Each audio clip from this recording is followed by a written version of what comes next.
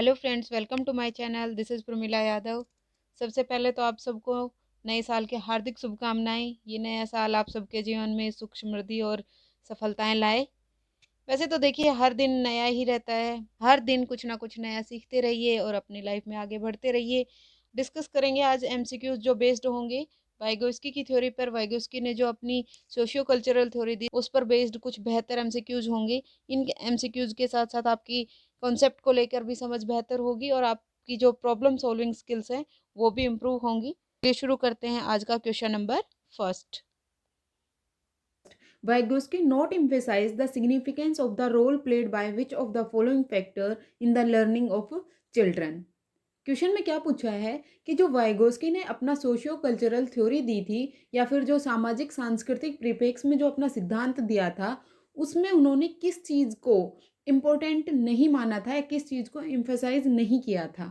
जब भी आप क्वेश्चन पढ़ते हैं ये जरूर ध्यान से पढ़िए, जहाँ पे नोट लिखा होता है वहाँ पे हाँ बहुत ज़्यादा मिस्टेक होती हैं बच्चों से। तो चलिए इसमें देखते हैं वाइगोस्की ने किस चीज़ को इम्पोर्टेंट नहीं माना है। पहला ऑप्शन है social, second language, third maturation, fourth culture. Society है, क्या उसको इम्पोर्टेंट नहीं माना, या फिर लैंग्वेज भाषा को इम्पोर्टेंट नहीं माना, या मैचुरेशन बच्चे का एज के अनुसार जो उसका विकास हो रहा है उसको नहीं माना है, या फोर्थ कल्चर या उसकी संस्कृति को नहीं माना है।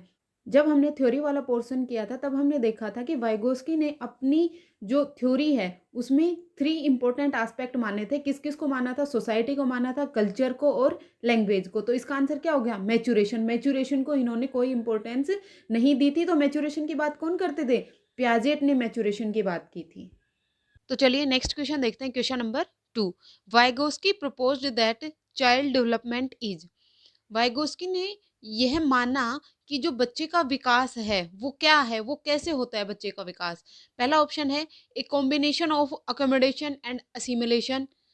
सेकंड है a result of social interaction. Third due to genetic components of culture. And fourth is a product of formal education. Answer क्या होगा? वाइगोस्की किसको इंपॉर्टेंट मानते हैं? वाइगोस्की मानते हैं कि बच्चे का डेवलपमेंट कब होगा? जब बच्चा सोशल इंटरेक्शन करेगा। देखो, पहला ऑप्शन कहता है अकोमोडेशन और असिमुलेशन की बात तो पियाजेट करते हैं। हमने पियाजे की थ्योरी में बहुत अच्छे से पढ़ा था। जहां बच्चा अपनी स्कीमा में मॉडिफिकेशन करेगा, चेंजेस करेगा, वहां अकोमोडेशन होगा। जहां बच्चा अपनी स्कीमा में न्यू इन्फॉर्मेशन ऐड करेगा तो असिमुलेशन होगा। दूसरा है प्रोडक्ट ऑफ फॉर्मल एजुकेशन की बस आप बच्चे को फॉर्मल एजुकेशन देते रहें, औपचारिक शिक्षा देते रहें, इससे कोई बच्चे का डेवलपमेंट नहीं होगा। जेनेटिक कंपोनेंट ऑफ कल्चर, देखो कल्चर वर्ड देख के आप कंफ्यूज मत हो जाना। कल्चर की बात की है बट जेनेटिक कंपोनेंट की बात नहीं की है। कोई उसका अनुवांशिक तत्व नहीं होता है। तो इसका आंसर क्या होगा? Option number second, result of social interaction. बच्चा जितना ज्यादा अपनी सोसाइटी के साथ इंटरेक्शन करेगा उसका कोग्निटिव डेवलपमेंट उतना ही अच्छा होगा, उसका बौद्धिक विकास उतना ही अच्छा होगा। बच्चे की सोसाइटी में, बच्चे के आसपास, उसके इन्वायरमेंट में, उसके वातावरण में जितने ज़्यादा क्वालिफाइड या फिर नॉलेजेबल पर्सन रहेंगे उतना ही बच्चे का कोग्निटिव डेवलपमेंट है वो बेहतर होगा, क्योंकि बच्चा अपने आसपास से सीखता है वाइगोस्की के अनुसार। तो चलिए हम नेक्स्ट क्वेश्चन देखते हैं। Question number 3।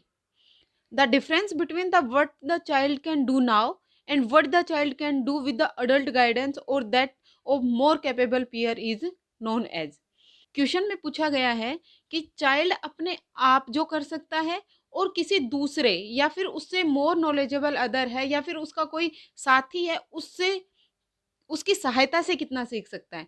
बच्चा खुद कितना सीख सकता है और दूसरे की गाइडेंस या हेल्प से कितना सीख सकता है। इन दोनों के जो बीच में गैप होता है उस गैप को हम क्या बोलेंगे? पहला है एरिया ऑफ कोग्निटिव डेवलपमेंट, बौद्धिक विकास का क्षेत्र बोलेंगे, या फिर एरिया ऑफ मोरल डेवलपमेंट, उसका नैतिक विकास का क्षेत्र बोलेंगे, निकटवर्ती विकास का क्षेत्र बोलेंगे, या रीजन ऑफ मैक्सिमम डेवलपमेंट कि बच्चे का कितना अधिक से अधिक डेवलपमेंट हो सकता है वो बोलेंगे। तो इसका आंसर क्या होगा?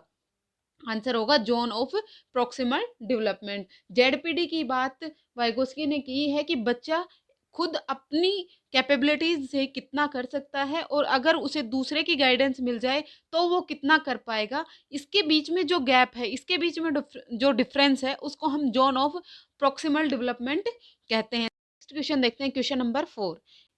Question number 4. As a teacher who firmly believes in the social constructivist theory of Vygotsky, which of the following method would be preferred for assessing your students?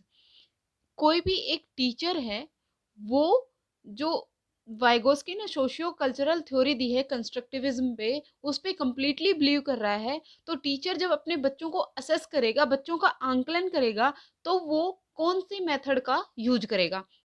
First option है सब्जेक्टिव टेस्ट। सब्जेक्टिव टेस्ट का मतलब होता है ऐसे type taste, जैसे आपने दीपावली पे कोई ऐसे लिखवा के देख लिया, उससे आप बच्चे का आंकलन करेंगे। सेकंड है fact based recall question. Fact, हम ये बच्चे से पूछ लें कि सुबह जो सन है वो किस साइड से उगता है, तो बच्चे को पता है ये पूर्व से उगता है। ये होते हैं फैक्ट बेस्ड क्वेश्चन, जिसका आंसर एक ही होता है। थर्ड ऑप्शन है ऑब्जेक्टिव मल्टीपल चॉइस क्वेश्चन, कि जैसे हम एग्जाम में देते हैं, क्वेश्चन होता है, उसके चार ऑप्शंस होंगे, उसमें से आपने एक आंसर को ठीक करना है, कौन सा ठीक है वो बताना है। फोर्थ है कोलेबरेटिव प्रोजेक्ट। कोलेबरेटिव प्रोजेक्ट्स होते हैं बच्चे किसी एक स्पेसिफिक सिचुएशन पे अपने ग्रुप में मिलके कार्य कर रहे होते हैं, वो अपने पीयर्स के साथ काम कर रहे होते हैं, एक दूसरे के साथ इंटरेक्शन करके सीख रहे होते हैं। अगर एक चीज किसी को नहीं आती है वो दूसरे को आती है, दूसरे को नहीं आती वो तीसरे को आती है, वो आपस में सीख रहे हैं। ये होते हैं कोलेबरेटिव प्रोजेक्ट्स।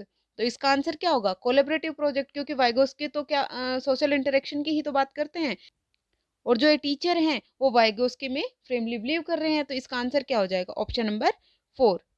नेक्स्ट क्वेश्चन देखते हैं, question number 5। The teacher noticed that Pushpa can't solve a problem on her own.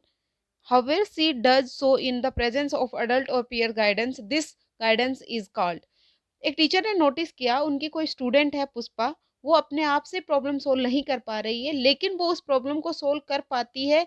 कब कर पाती है? जब उसे किसी अडल्ट या फिर उसके किसी साथी की गाइडेंस मिल जाती है। तो इस गाइडेंस को क्या नाम देंगे? इस गाइडेंस का नाम वाइगोस्की ने क्या कहा था? स्कैफोल्डिंग और मचान। तो इसका आंसर क्या हो जाएगा? स्कैफोल्डिंग। अकोमोडेशन, असिमुलेशन, ऑर्गेनाइजेशन की बात पियाजेट ने की थी।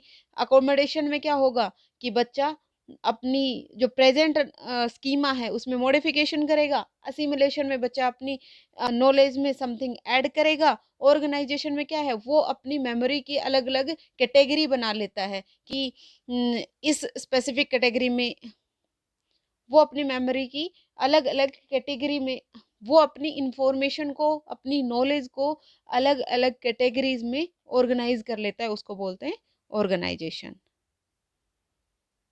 स्कैफोल्डिंग है वो एक टेम्परेरी सपोर्ट होती है, परमानेंट सपोर्ट नहीं होती है, और वो टेम्परेरी सपोर्ट तब तक दी जाती है जब तक बच्चा उस काम को करने में माहिर ना हो जाए।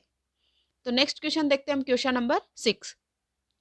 According to Vygotsky the primary cause of cognitive development. Vygotsky के अनुसार बच्चे का जो बौद्धिक विकास है उसका पहला मुख्य कारक क्या होगा? सोशल इंटरेक्शन, या फिर एडजस्टमेंट ऑफ मेंटल स्कीमाज, या फिर स्टिमुलस रिस्पॉन्स पेयरिंग, या फिर इक्विलिब्रेशन। तो वाइगोस्की किसकी बात करता है? Social interaction. जहां भी आपको वाइगोस्की का नाम आ जाए तो आप ये जरूर ध्यान रखें, वहां पे सोशल इंटरेक्शन की बात होगी ही होगी। और जहां पर पियाजेट की बात आती है, पियाजेट का जब भी बात आएगी तो वो किसकी बात करेगा कि बच्चे को आप एक्टिवली इंगेज रखें। बच्चा जितना ज़्यादा अपनी एक्टिविटीज़ में इंगेज रहेगा, अपने फिजिकल वर्ल्ड के साथ इंटरेक्शन करेगा, तो वो उतना ही अच्छे तरीके से सीख पाएगा। एडजस्टमेंट ऑफ मेंटल स्कीमाज की बात तो पियाजेट करते हैं। स्टिमुलस रिस्पॉन्स की बात कौन करते हैं? पेवलोव करते हैं। ये हम आगे पेवलोव की जब थ्योरी करेंगे तो इसे डिटेल में डिस्कस करेंगे। इक्विलिब्रेशन की बात भी कौन करते हैं? पियाजेट। कि बच्चा कॉन्फ्लिक्ट टू क्लियरिटी जाना चाहता है। नेक्स्ट क्वेश्चन देखते हैं, question number 7। A 6-year-old girl talked to herself while trying to fold a t-shirt. एक 6 साल की बच्ची है, वो अपनी टी शर्ट को फोल्ड कर रही है और वो अपने आप से बातें कर रही है। Which of the following statement is correct in the context of behaviour displaced by this girl. जो ये लड़की इस तरह का बिहेवियर कर रही है कि वो जब अपनी टी शर्ट को फोल्ड कर रही है तो वो अपने आप से बातें कर रही है, तो ये बिहेवियर क्या शो कर रहा है? पहला ऑप्शन है Jean Piaget and Vygotsky would explain the egocentric speech. Gene Piaget और वाइगोस्की ने दोनों ने अहम केंद्रित वाक की बात की थी, वो है Jean Piaget would explain the egocentric speech, या जीन पियाजेट ने ईगोसेंट्रिक स्पीच की बात की थी। Third option Lev Vygotsky explain this as a child attempt to regulate his action, कि वाइगोस्की के अनुसार क्या है, ये एक अटेम्प्ट है, अपने जो काम है उनको गाइड कर रहा है कि ये काम ऐसे ऐसे करना है। फोर्थ है बोथ बी एंड सी।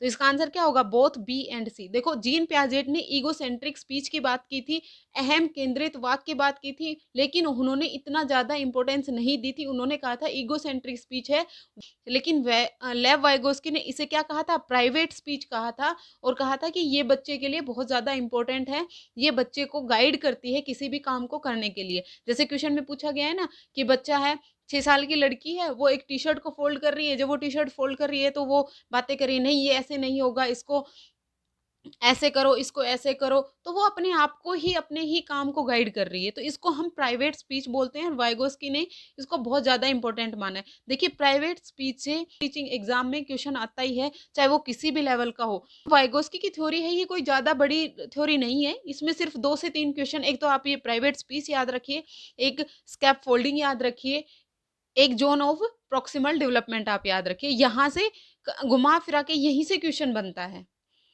तो चलिए नेक्स्ट क्वेश्चन देखते हैं, क्वेश्चन नंबर 8।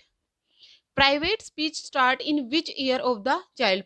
कल हमने देखा था कि स्पीच है वो 3 टाइप की होती है। कौन-कौन सी? पहला होगा सोशल स्पीच, जब बच्चा 2 साल तक होगा। इसमें क्या होता है, बच्चा अपनी सोसाइटी के साथ इंटरेक्शन करता है जब वो 2 साल का होता है। जैसे ही बच्चा 3 साल का होगा उसमें प्राइवेट स्पीच आ जाती है, वो अपने कार्यों को अपने आप गाइड करने लगता है, अपने एक्शंस को अपने आप रेगुलेट करने लगता है। और थर्ड स्टेज कौन-सी थी? कि बच्चे में इनर स्पीच आ जाती है, कि बच्चे को अपने एक्शंस को रेगुलेट करने के लिए बाहर बोल के दिखाने की ज़रूरत नहीं है, वो अपने माइंड में ही सोल्व कर लेगा। जैसे हम पीछे एक एग्ज़ाम्पल देख रहे थे कि 6 साल की बच्ची है, वो क्या कर रही है, अपनी टी-शर्ट को फ़ोल्ड कर रही है और वो अपने आप से बातें कर रही है, और उसकी बातें कोई दूसरा सुन सकता है, बाहर बाहर बातें कर रही है। लेकिन जब बच्चे में इनर स्पीच आ जाती है, तो वो अपनी थिंकिंग को अपने माइंड में ही रेगुलेट करने लगता है, वो अपने दिमाग में ही सोच लेता है कि ये टी-शर्ट को अब मैंने ऐसे फ़ोल्ड करना है, अब मैंने ऐसे फ़ोल्ड करना है, अब मैंने ऐसे फ़ोल्ड करना है। अब उसे बाहर बोलने की ज़रूरत नहीं पड़ती। तो इसका आंसर क्या हो जाएगा? Option number second, 3 years. आज के लिए इतना ही। आई होप आपके सभी जो डाउट थे वो क्लियर हो गए होंगे। अगर अब भी आपको कोई प्रॉब्लम लग रही है तो आप एक बार थ्योरी ज़रूर देख लीजिए। जब तक आप थ्योरी नहीं देखेंगे आपके कंसेप्ट्स क्लियर नहीं होंगे। जब भी आप कोई टॉपिक पढ़ते हैं तो अपने कंसेप्ट क्लियर रखा कीजिए। अगर आप रटते रहेंगे तो रटने से कोई भी कॉम्पिटिटिव एग्ज़ाम है वो क्लियर नहीं होता है। आपको अपने बेसिक कंसेप्ट क्लियर करने होंगे, क्योंकि आजकल जो कॉम्पिटिटिव एग्ज़ाम्स का पैटर्न है वो कंसेप्चुअल ज़्यादा हो गया है, फैक्चुअल ना के बराबर क्वेश्चन आते हैं, कि रटे-रटाए आप आंसर नहीं दे सकते हैं। तो आज के लिए इतना ही। Thank you and have a nice day.